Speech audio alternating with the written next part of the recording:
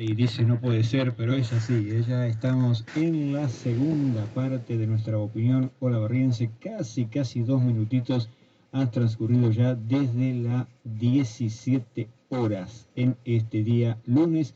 Y vamos recibiendo al profesor Germán López. Él preside, como seguramente ustedes saben, la Asociación Cultural Belgraniana y cada lunes nos enseña realmente, nos da cátedra de una forma muy didáctica y amena sobre la vida, sobre la obra, sobre los criterios para pensar un proyecto de país del general Manuel Belgrano. Profe, muchísimas gracias por estar un lunes más. Buenas tardes. Buenas tardes, Mario. Un saludo para vos y toda tu audiencia. Bueno, me alegra mucho porque siempre nosotros tratamos de conversar un poco acerca de la ecología, del medio ambiente, tomando distintos aspectos, ¿viste? Y en este caso uno dice, epa, también Manuel Belgrano tenía su mirada, su visión, su óptica sobre estas cosas. Qué bárbaro, ¿no? Sí, los hombres de aquella época la tenían, ¿eh? Qué bueno, qué bueno. Y particularmente Belgrano, ¿no? Sí, sí. Belgrano, dentro de su proyecto político-económico, tiene una mirada ecológica muy interesante, que parte de una ecopolítica diferente. Es decir, tiene una mirada que cuestiona desde sus fundamentos el extractivismo ejercido por todos los imperios de la época. ¿Y cuál era el fundamento económico de todas las monarquías absolutas? El mercantilismo. Claro. El mercantilismo considera que la riqueza es la acumulación de oro y plata. Es decir, el fin último para el mercantilismo es la acumulación de riquezas en detrimento de la naturaleza. No es un problema para el mercantilismo la destrucción del medio ambiente. Por el contrario, la condición de posibilidad para su existencia exige la destrucción del medio ambiente. El extractivismo que sufrió, por ejemplo, el Cerro Rico de Potosí es un ejemplo de esto. El extractivismo que sufre nuestro país a través de la explotación de los recursos mineros a cielo abierto también es fruto de esta concepción. Y lo mismo sucede con la explotación del suelo a través del cultivo de soja.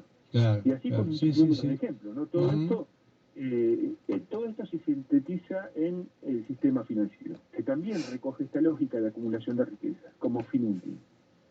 Si uno, por ejemplo, le pregunta a un banquero qué es la riqueza, la respuesta siempre va a ser que la riqueza es la acumulación de oro y plata o su equivalente en papel moneda. El primero en teorizar esto es Jean-Baptiste Colbert, ministro de Finanzas de Luis XIV. Y esto se va a oponer Belgrano. ¿Qué es lo que va a decir Belgrano? Que de ninguna manera la riqueza es la acumulación de oro y plata. La riqueza, dice Belgrano, se encuentra en el trabajo de la tierra. Los que piensan así se denominan fisiócratas, ¿no? Fisis naturaleza, kratos gobierno, es decir, el gobierno de la naturaleza. La riqueza está en la naturaleza, en el trabajo de la tierra. Y el que teoriza sobre esto es François Quesnay, que no era economista, era médico. Y decía que las mercancías tenían que circular libremente por todo el cuerpo político del mismo modo que la sangre lo hace en el cuerpo. Era un pensamiento liberal. Para explicar esto con un ejemplo burdo, tal vez nos sirva para entender la diferencia entre el mercantilismo y la fisiocracia. Si una persona, por ejemplo, siembra o entierra una moneda de oro, al tiempo va a ir a ese lugar y estará la misma moneda. Pero si en lugar de una moneda siembra una semilla de trigo, al momento de cosechar se va a encontrar con una espiga que contiene 50 semillas. Esa relación de 1 a 50 se denomina producto neto, que es la riqueza que se obtiene. Por ejemplo, hoy un agricultor siembra 100 kilos de semilla de trigo por hectárea, al final de la cosecha obtiene 2.500 kilos por hectárea. La diferencia es el producto neto, es la riqueza que lo obtiene, ¿no? Que se hace trabajando la tierra. Y la disyuntiva de aquella época es la misma que tenemos ahora. O seguimos con una economía monetarista o buscamos un proyecto de desarrollo orientado hacia la producción del trabajo. Entonces, lo que nos propone Belgrano no es un ambientalismo pintoresco, no es la moda progresista de lo políticamente correcto, por el contrario, era la conclusión lógica de una concepción política. Uno de los presupuestos más importantes del pensamiento belgraniano es la distribución de la tierra. Belgrano decía que el problema del agricultor no era su falta de instrumentos de trabajo, o sea, la falta de créditos, sino que era la falta de propiedad. Él dice, y cito, la falta de propiedad trae consigo el abandono, trae la aversión a todo trabajo, porque el que no puede llamar suyo lo que posee, cuando menos lo ve con indiferencia. Y agrega, no ha habido quien piense en la felicidad del género humano que no haya traído a consideración la importancia de que todo hombre sea un propietario. Por eso se ha declamado tan altamente a fin de que las propiedades no recaigan en pocas manos, para evitar que sea infinito el número de no propietarios, que es uno de los fundamentos principales, sino el primero de la felicidad de los estados. Entonces tenía un pensamiento muy claro Belgrano, ¿no?, con respecto a esto. Belgrano consideraba que la propiedad de la tierra era un incentivo para el agricultor. Por eso proponía la difusión de la tierra, es decir, un esquema productivo de pequeños y medianos productores, donde todos tengan su pequeña parcela para poder sembrar. También hablaba de la mutación de producciones. Esto significaba que no había que dejar los campos en barbechos, como decía en la época, sino que había que hacer 2 o 3 cosechas por año, teniendo el cuidado de rotar los cultivos para evitar el agotamiento del suelo, cosa que no pasa hoy con el modelo de agricultura que tenemos, ¿no? Belgrano también hablaba de las ventajas de la forestación para la industria, particularmente la plantación de bosques para la industria de la navegación y la curtiembre, con la extracción del camino. Y decía, siendo de árboles como propongo, pueden franquear leñas a los dueños para sus necesidades y frutas en los tiempos en que la naturaleza las dispensa. Y además con el tiempo podremos tener madera en abundancia para nuestros edificios y demás usos. Y acaso hacer el servicio de la metrópoli y el comercio de presentarles modo de tener buques para sus servicios. En aquella época todo se hacía con madera, ¿cierto? Inclusive los buques, la industria por la navegación. También hablaba de hacer cerco con árboles para protegerse de los fuertes vientos del sur, pero también para mantener la humedad del suelo. Recomendaba la plantación de árboles frutales, pero no se quedaba en la indicación de lo que había que hacer, sino que decía cómo había que hacerlo de la mejor manera. Se ve que estudiaba, ¿no?, cada una de las propuestas, porque hablaba con mucho conocimiento. Su preocupación entonces en el progreso de los plantíos también lo llevó a considerar esta actividad como una virtud moral necesaria a esta sociedad, decía. Así repondríamos, cito textual, así repondríamos lo que han destruido los que nos precedieron y lo que nosotros arruinamos sin consideración alguna a la posteridad, contentándonos únicamente con trabajar para nosotros, para nuestros placeres. Fíjate qué visión que tenía ya en aquella época. Impulsó el cultivo de trigo, también, sembrando en su propio terreno varios tipos de semillas, ¿no? Tenía el objetivo de multiplicar la cantidad y la calidad de las semillas, para luego regalarlas y difundir el cultivo en nuestro país.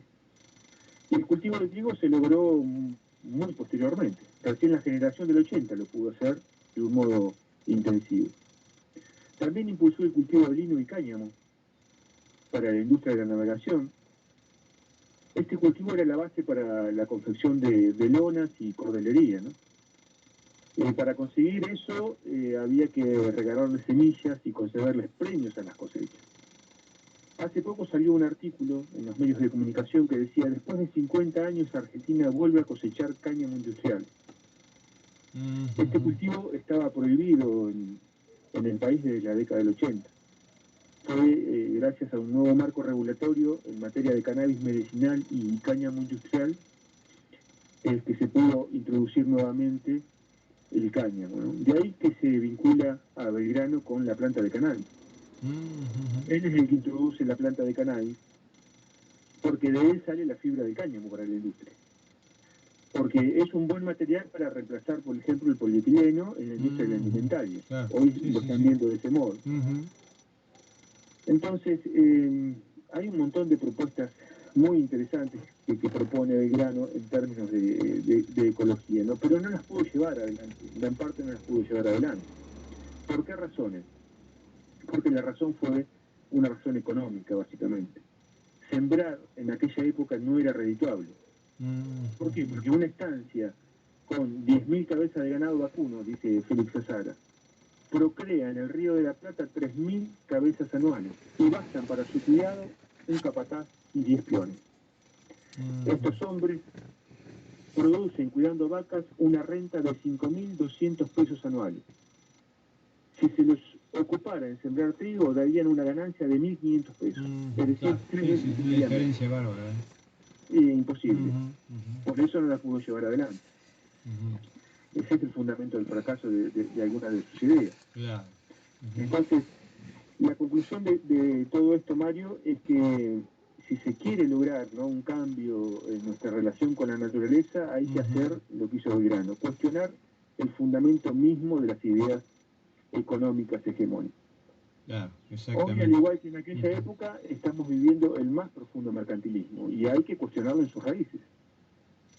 El fin último del hombre no puede ser solamente la acumulación de riqueza. El fin último de todo sistema económico debiera ser siempre la preservación de la vida. Debemos abandonar la razón, esa razón instrumental del aumento de la tasa de ganancia por sobre cualquier cosa. Y esto lo dice el Papa Francisco en la encíclica Laudato Si. Debemos ir a una civilización que se desarrolle en torno a un concepto que es la concordia con el semejante, la concordia con la naturaleza. Exacto. Ni el hombre ni la naturaleza debieran tener un valor de cambio. Ni el hombre ni la tierra debieran tener un valor de cambio. Y no pueden tenerlo porque tienen otro valor, que es la dignidad. El hombre tiene dignidad por el simple hecho de ser hombre. Es decir, es una criatura. Y si es una criatura, fue creado por alguien. El hombre y la naturaleza tienen dignidad porque fueron creados por Dios. Si nosotros no volvemos a una profunda espiritualidad cristiana basada en la misericordia, no vamos a encontrar el camino. Si las teorías materialistas no tienen nada para ofrecer al respecto. Y para finalizar, Mario, voy a citar unas palabras de la encíclica donde dice que necesitamos de una conversión ecológica. Y esta conversión se hace en comunidad, que ya hemos hablado de siempre volver de algún modo a construir comunidad. Y cito textual: sin embargo, dice, no basta que cada uno sea mejor para resolver una situación tan compleja como la que afronta el mundo actual. Los individuos aislados pueden perder su capacidad y su libertad para superar la lógica de la razón instrumental y terminan a merced de un consumismo sin ética y sin sentido social ambiental. A problemas sociales se responde con redes comunitarias, no con la mera suma de bienes individuales. Las exigencias de esta tarea van a ser tan enormes que no hay forma de satisfacerlas con las posibilidades de la iniciativa individual y de la unión de particulares formados en el individualismo. Se requerirá una reunión de fuerzas y una unidad de realización. La conversión ecológica que se requiere para crear un dinamismo de cambio duradero es también una conversión comunitaria. Es decir, necesitamos volver a la comunidad, necesitamos volver a construir comunidad. Sí, algo que vos habías explicado en anteriores micros, profesor, y que realmente se vuelve aquí a instalar, ¿no?, como una imperiosa forma de mejorar las situaciones y de poder avanzar, ¿no? Porque evidentemente uno está prestando atención a lo que vas marcando y claro, cae en este consumismo feroz, ¿no?, en este marco de explotación financiera que nos aparta realmente del medio ambiente, de su cuidado y de esa observación primordial, ¿no?, que en realidad estamos descuidando nuestro propio hábitat y malográndolo encima. Sí, claro. Sí, por supuesto. Sí. Todo en función del aumento de la tasa de ganancia, ¿no es cierto? Claro. Bueno, eso nos lleva a la ruina, por supuesto. No, interesantísimo, Sí, la verdad que el pensamiento de Belgrano es tan actual, tan vigente, que es necesario volver a él de vez en cuando para ver qué criterios podemos tomar, a ver si podemos resolver algo nosotros. Yo el único criterio que tomo el más importante, hay varios, pero el más importante de todos justamente es esto de volver a la comunidad. Perfecto, perfecto. De volver a crear los lazos comunitarios, de salir de ese individualismo que no nos lleva a ningún lado. Claro, perfecto, perfecto. Profesor Germán López, te agradezco infinitamente esta nueva tarde que hemos podido tener para refrescar los pensamientos vívidos, ¿no?, de Manuel Belgrano y atraerlos incluso hacia nosotros. Muchísimas gracias, ¿eh? Bueno, muchísimas gracias, Mario, y un saludo a tu audiencia. Gracias, gracias. Hasta siempre.